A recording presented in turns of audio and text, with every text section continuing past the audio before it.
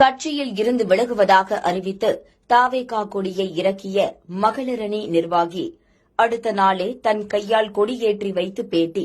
அரியலூரில் நடந்தது என்ன?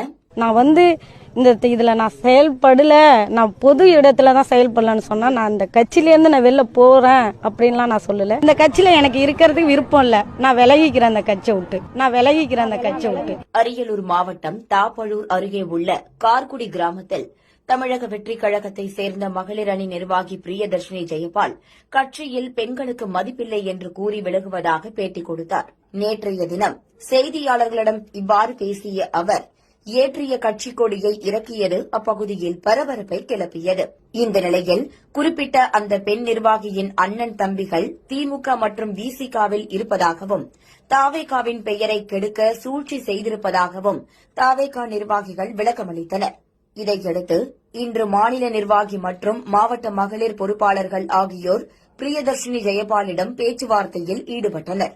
காலை 10:30 மணிக்கு கொடிக்கம்பம் அருகே துவங்கிய பேச்சுவார்த்தை மதியம் 1 மணிக்கு முடிவுற்றது. இதனைத் தொடர்ந்து அதே கம்பத்தில் மீண்டும் கட்சி கொடியை நிர்வாகிகளுடன் சேர்ந்து ஏற்றி வைத்தார் பிரியதர்ஷினி. தொடர்ந்து பேட்டியளித்த அவர் தான் கட்சியில் இருந்து விலகுவதாக கூறவில்லை, பொது இடத்திலிருந்து செயல்பட மாட்டேன் என்றுதான் தெரிவித்தேன். விஜயனுடைய கொள்கைக்காக தான் மீண்டும் கட்சியில் இணைந்தேன். தலைவர் பெண்களுக்கு முக்கியத்துவம் அளிப்பேன் என கூறியதைக் கொண்டு அவருடைய கொள்கைக்காக தான் எனது விருப்பத்துடன் இக்கட்சியில் இணைகிறேன் என்று கூறியுள்ளார். இதன் மூலம் அங்கு வெடித்த சர்ச்சைக்கு முற்றுப்புள்ளி வைக்கப்பட்டதாக தெரிகிறது. நேற்று ஒரு சில முரண்பாடால நாங்கள் கொடி இறக்கணும். இன்னைக்கு நானே கொடி ஏற்றிருக்கிறோம். எங்கள் மாவட்டம் எங்கள் மகளிர் அணி மாவட்டம் மகளிர் அனைவரும் வச்சு என்னோட இருந்த உறுப்பினர்கள் அனைவரையும் வைத்து இந்த கொடியை திருப்பியும் நாங்கள் ஏற்றிருக்கோம். பெண்களுக்கு முக்கியத்துவம் தளபதி சொல்லியிருக்காரு.